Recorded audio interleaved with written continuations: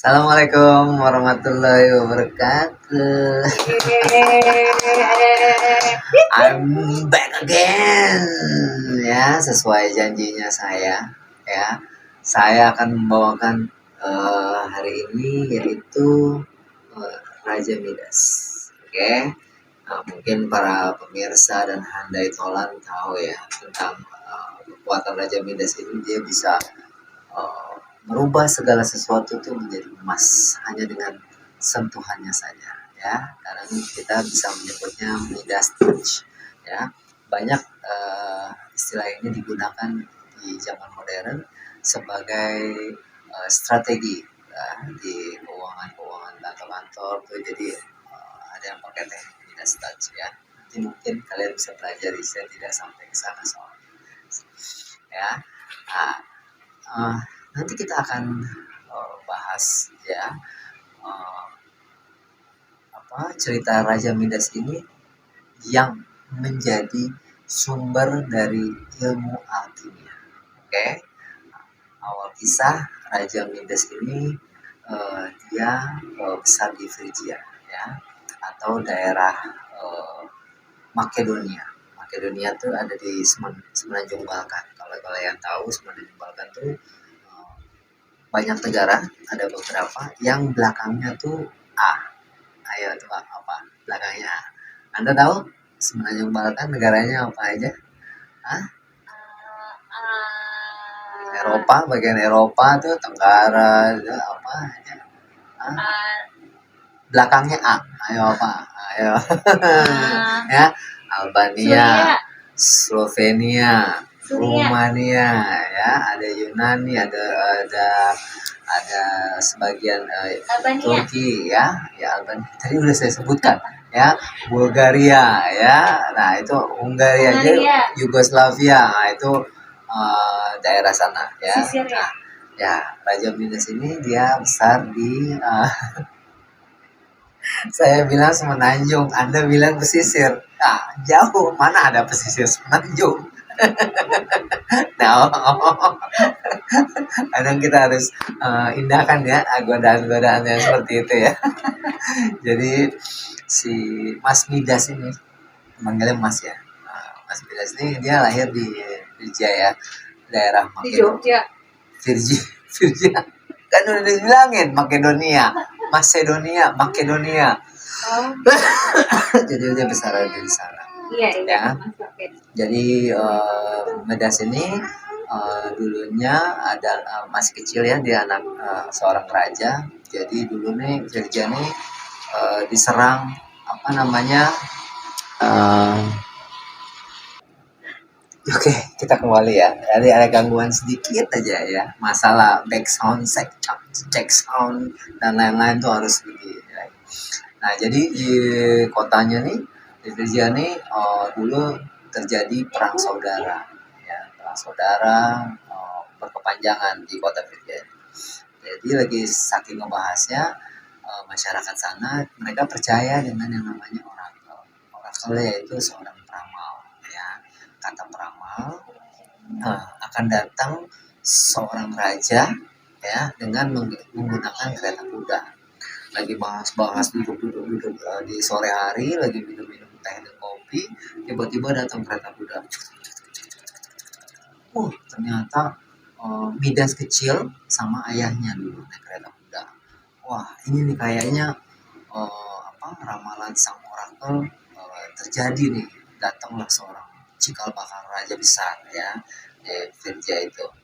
Lalu akhirnya Midas tumbuh dewasa, masyarakat sana percaya akan kata orakel tadi, akhirnya Midas dijadikan raja, ya. Jadi Raja Midas ini senang berkebun nih, yang terkenal itu adalah kebun bunga mawarnya, ya. Nah, jadi suatu saat Midas ini udah seorang raja dan dia senang banget sama apa yang dia punya. Tapi namanya manusia tuh kadang nggak cukup sampai di sana. Jadi dia pengen sesuatu yang lebih. Suatu saat dia kenal dengan Dewa Bakus, ya. Dewa Bakus ini nama lainnya Dionysos kalau nggak salah ya, dewa arak, dewa mabuk, dewa pesta di Yunani ini terkenal namanya Bacchus ya. Dia 12 dewa Olympus juga ya. Jadi ada gurunya Bacchus namanya Selinos ya. Selinos ini adalah satir ya. Kalian tahu kalau satir itu adalah makhluk penghuni gunung dan hutan ya. Jadi apa makhluk penghuni gunung dan hutan itu, jadi jenis kelaminnya lebih banyak pria, tidak ada wanita. Jadi si Selinos ini adalah gurunya Bacchus. Suatu saat Midas mikir nih, wah gua ajak pesta deh nih si Selinos nih, katanya. Diajak pesta, diajak minum, diajak main dengerin musik, dengerin syair. Dulu mereka senang pakai musik-musik ya, sederhana gitu, pakai dawai, namanya lira ya, petikan-petikan dawai gitu.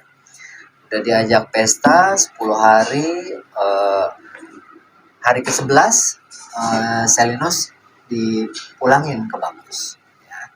Jadi tapi masyarakat sana percaya bahwa Selinos itu sebenarnya diculik sama Midas, karena ada maunya nih nyulik si Selinos. Terus akhirnya dibalikin lah ke si Bacchus. Dewa Bacchus nih terima kasih banget nih sama Midas. Akhirnya Bacchus bilang katanya, ya udah, gua kasih lo satu permintaan.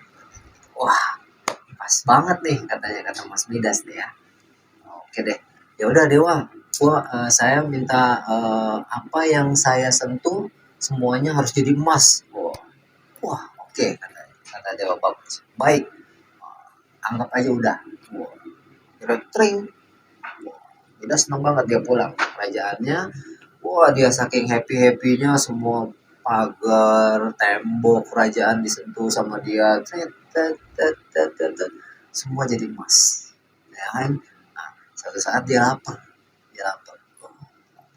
Pelayan, tolong makanan. Mungkin beberapa kredok gitu ya, gado-gado atau lontong sayur mungkin ya. Pas dipegang, makanan itu berubah jadi emas. Ya. Jadi dia selalu kesel karena makanan itu nggak bisa dimakan.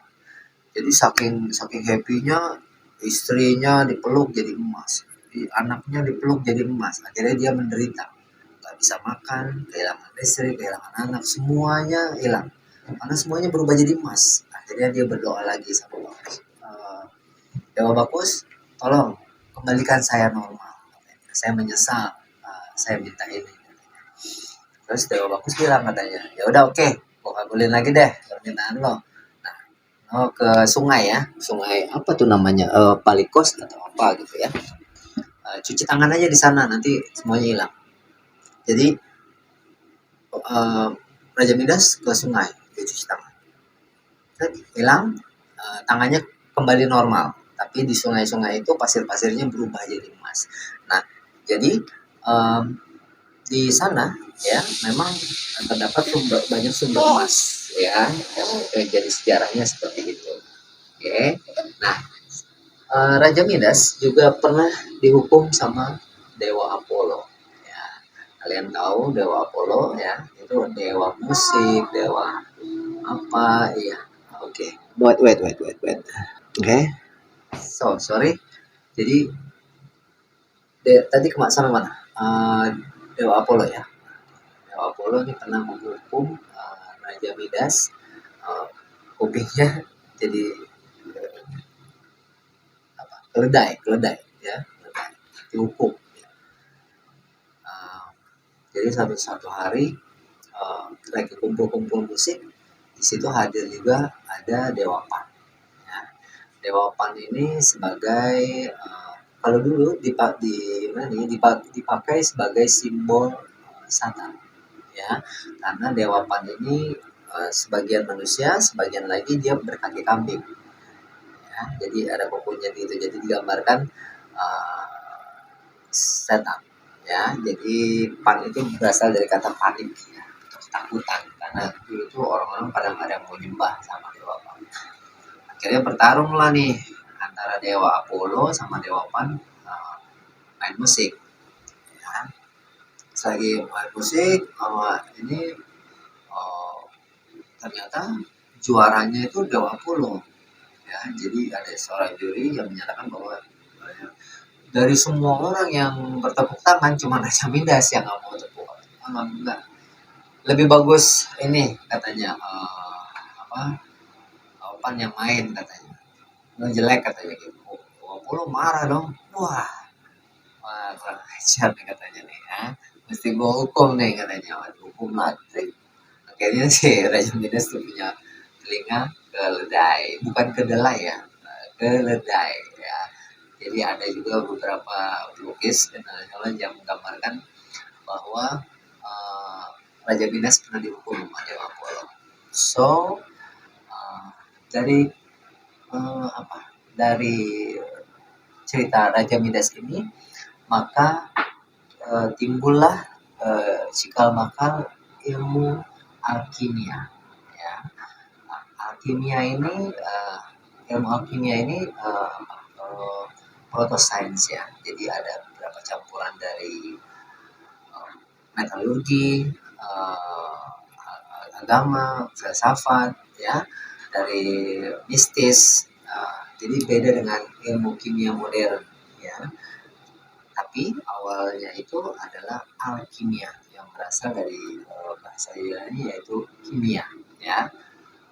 Alkimia mereka percaya bahwa mereka dapat merubah zat itu seperti timah atau perunggu itu menjadi logam-logam biasa itu menjadi logam emas, ya.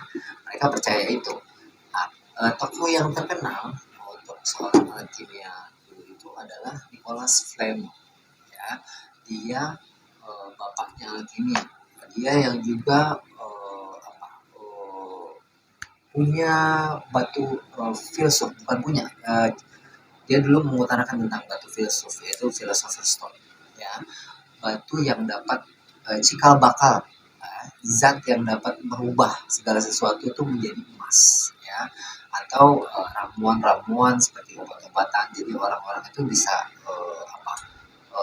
awet muda, ya, namanya Nicholas Flamel. Jadi Nicholas Flamel ini juga dulu dia pernah baca sebuah buku dari seorang penyihir.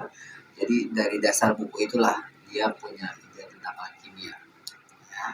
Nah, beberapa